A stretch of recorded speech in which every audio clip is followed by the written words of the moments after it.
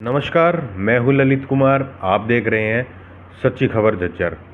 आज हमारे साथ बादली विधानसभा क्षेत्र से कर्मठ, जुझारू और ब्राह्मण समाज से जुड़े हुए दिग्गज नेता, वरिष्ठ नेता संत सुरेती जी जुड़े हुए हैं, जो कि आने वाले जो चुनाव होंगे उनमें थोड़ा सा बादली विधानसभा क्षेत्र का आपको और हमें ग्राफ देंगे कि किस तरह से राजनीतिक अखाड़े के अंदर कौन सा नेता, कौन सा शीर्ष नेता किसके ऊपर क्या कार्य करता है और कौन क्या ताल ठोकता है। उन्हीं विषयों पर आज चर्चा होगी संत सुरेती जी से।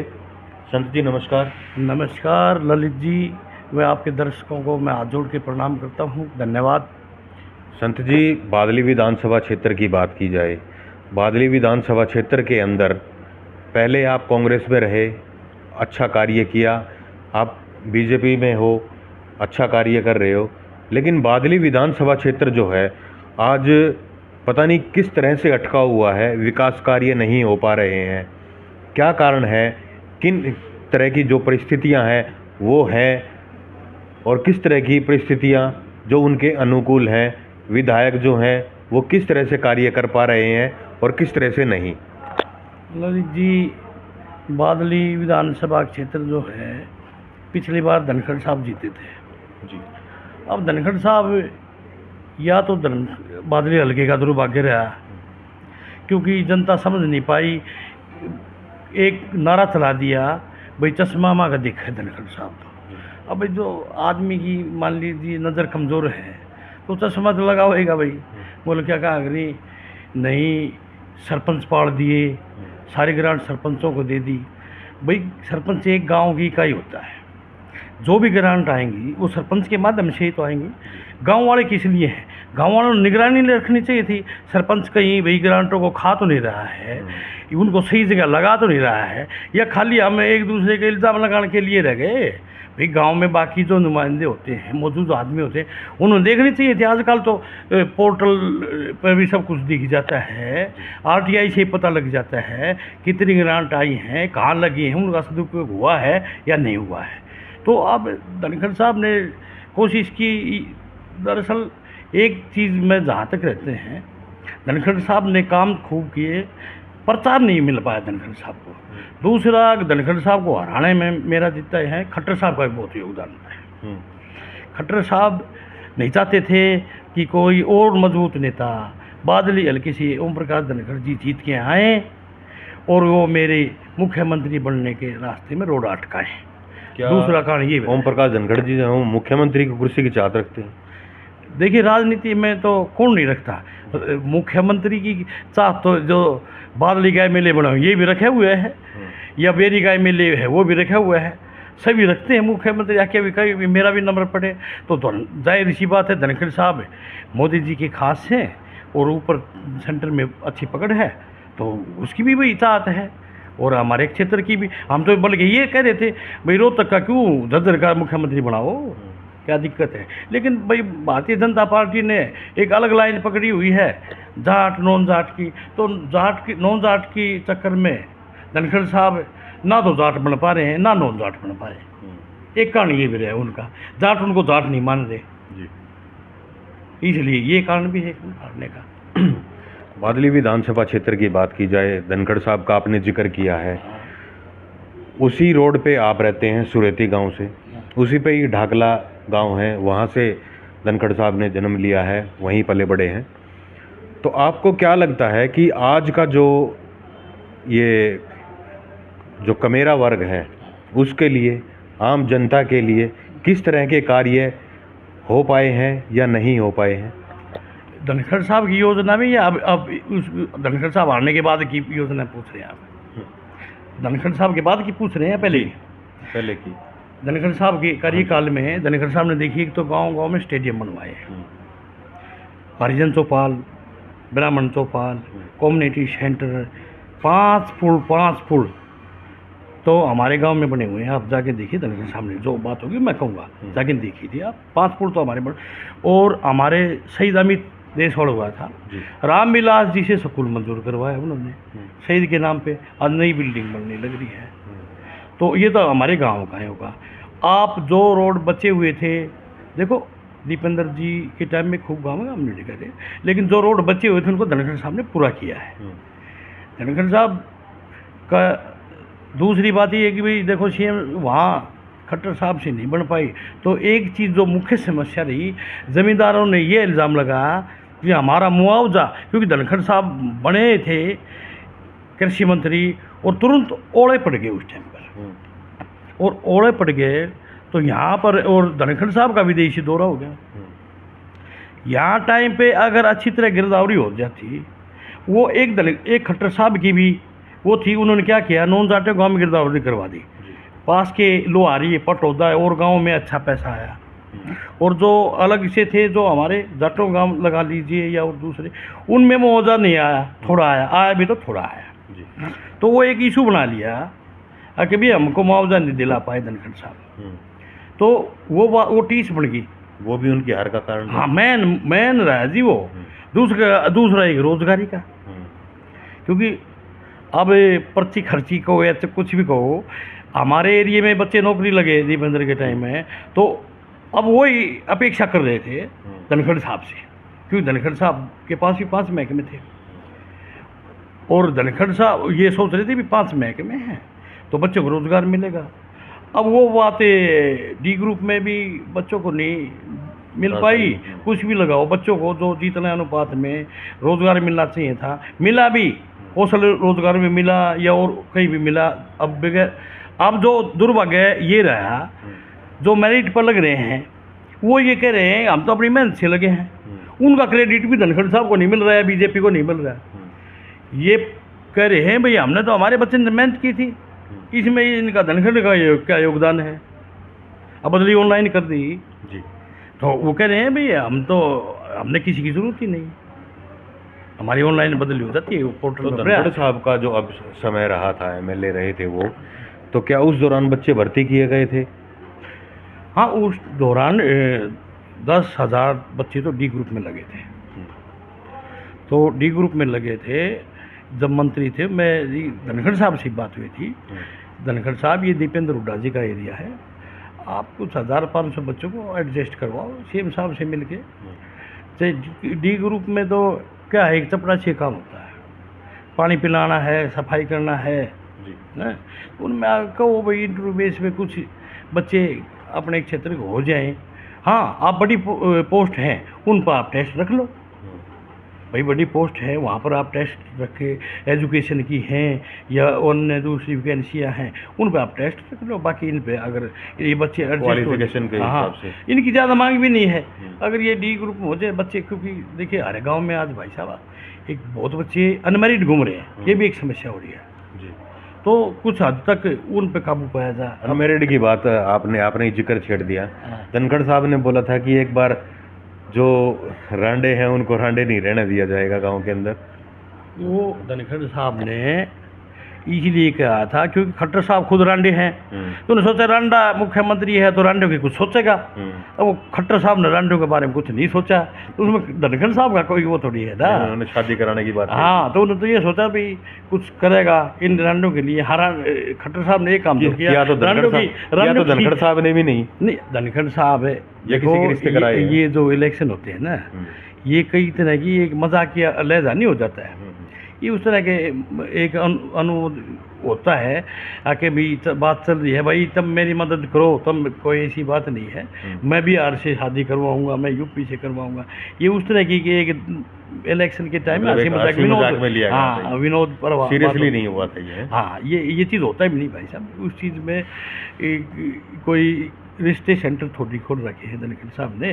धनखड़ साहब ने ये कहा था भी मैं रोज़गार दूंगा तो बच्चों की अपने आप शादी हो जाएगी, वो रोज़गार उतने दिला नहीं पाए। मैं तो ये कहूँगा रोज़गार अगर बच्चों को उतने मिल जाती उस टाइम पे, धन दिया खूब दिया क्षेत्र में विकास, लेकिन धनखड़ साहब ये नहीं पूछते ना। विकास को अगर कोई पूछता तो ओम प्रकाश बेरी ने बहुत विकास करवाया था और जल युद्ध के नाम पर उन्होंने लड़ाई लड़ी थी, आज तक दोबारा विधानसभा का रास्ता नहीं देख पाए वो। बंसीलाल जी ने विकास के बहुत करवाया था, कभी मुख्यमंत्री टिका नहीं, दूसरी बार एक बार आया था, 2-3 साल में सरकार चली गई। आपने धनखड़ साहब की बात की है कि बादली क्षेत्र के अंदर ग्रांट दी थी, काफ़ी सारी विकास कार्य जो हैं वो भी हो पाए थे, लेकिन क्षेत्र के अंदर जाकर के देखते हैं धरातल पर कुछ और ही चीज़ नज़र आती है। आज का जो समय है, जो धनखड़ साहब ने पहले बादली के बस स्टैंड की बात की थी, वो भी नहीं बन पाया पूर्ण तरह से। वो बात मैं बताता हूँ, आप जाके देखिए बादली का बीडीओ ऑफिस देखिए, अब मिनी सचिवालय बन रहा है, अब उसका उद्घाटन हो जाएगा जल्दी। और कमेटी बनवा दी थी धनखड़ साहब ने तो, लेकिन कुछ कांग्रेसी कल्चर के आदमियों ने वो चीज़ हजम नहीं हुई। उन्होंने एक राजनीति षड्यंत्र रचा, बादली हल्के को, बादली गांव को गर्त में ले जाने का काम किया। अगर कमेटी बनी रहती तो आज वहाँ पर विकास और ज़्यादा मात्रा में होता, लेकिन नहीं, इन्होंने अपनी ओछी राजनीति करके भोले भाले गाँव वासियों को बरगला के इन कांग्रेसी आदमियों ने उसको कंडेम करवा दिया, उसको निरस्त करवा दिया। आज का समय जो है वो बरगलाने का काम तो वो तो लोग बाग तो सीख किसी की मानते नहीं है, ये तो आपको भी पता है। नहीं मानते क्यों नहीं? बहुत अरे कम। लोकसभा में खटाखट करके इन्होंने जुमला नहीं दिया, 1 लाख देंगे, खटाखट। वो तो 1 लाख का जुमला तो हाँ। ये आपकी सरकार ने भी दिया था।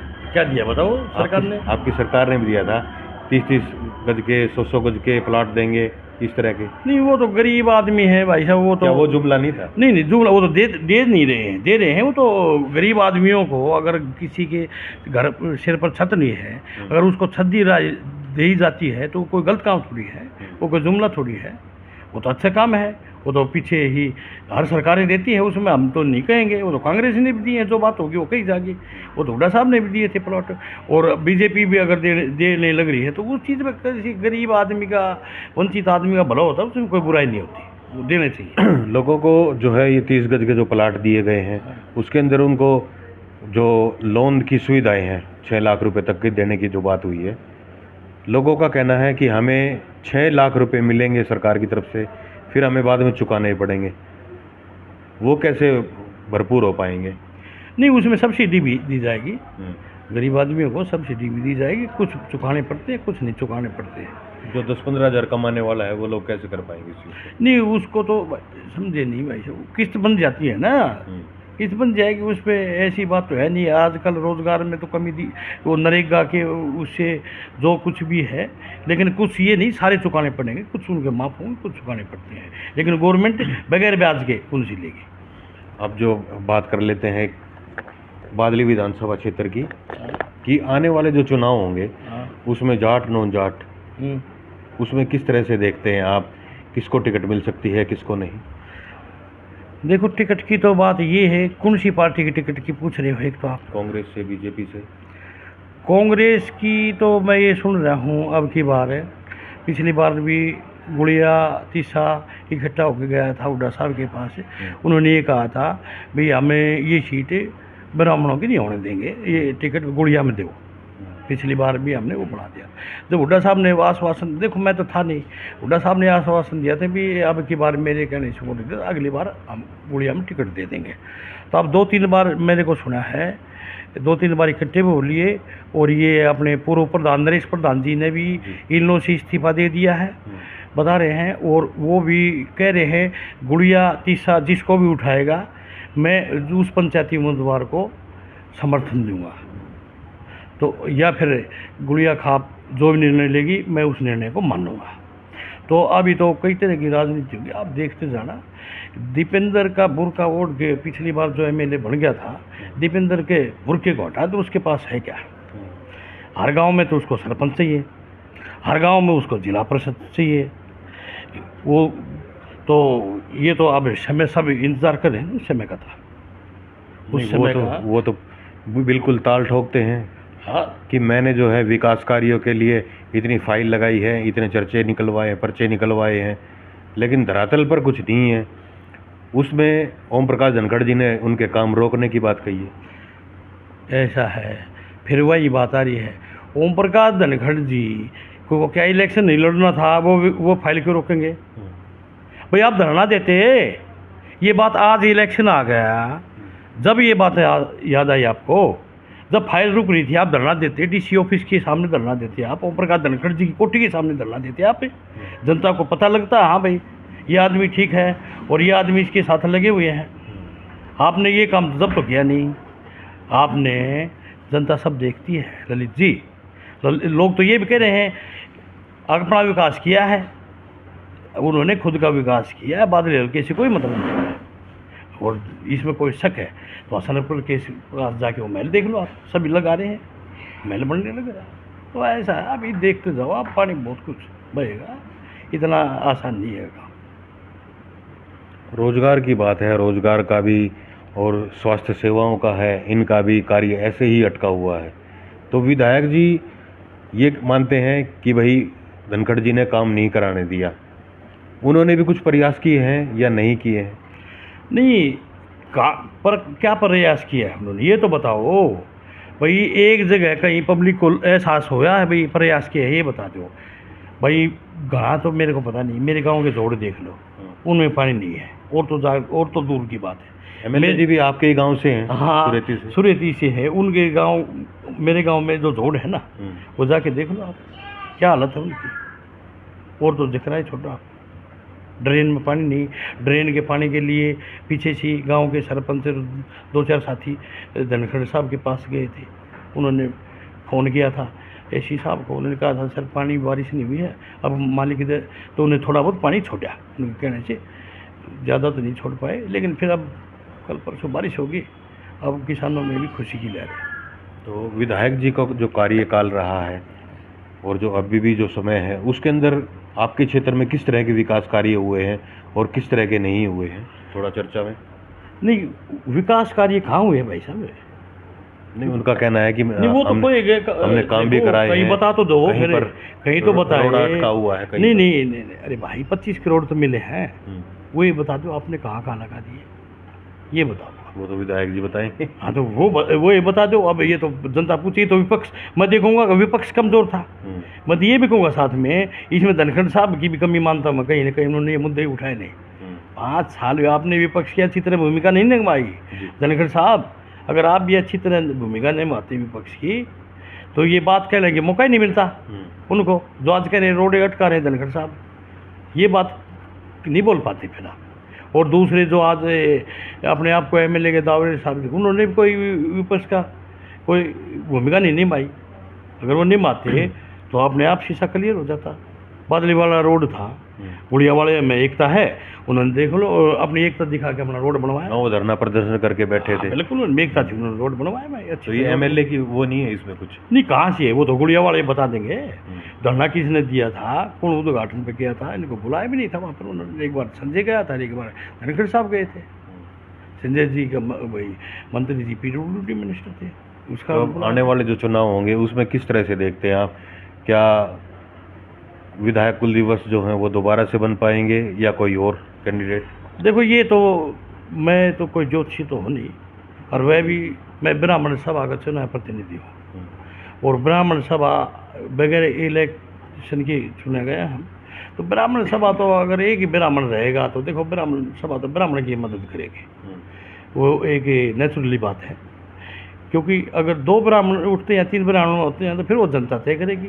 अगर एक ब्राह्मण उठता, चाहे वो बीएसपी से उठता है, चाहे बीजेपी से उठते हैं, चाहे कांग्रेस से उठते हैं, तो ब्राह्मण समाज की मजबूरी है, वो फिर ब्राह्मण समाज ब्राह्मण से बाहर नहीं जा पाएगा। तो ये थे हमारे साथ चर्चा में संत सुरेती जी। तो इस तरह के जो ताज़ा तरीन जो खबरें हैं उनको देखते रहिए। नमस्कार, मैं हूँ ललित कुमार, सच्ची खबर झज्जर।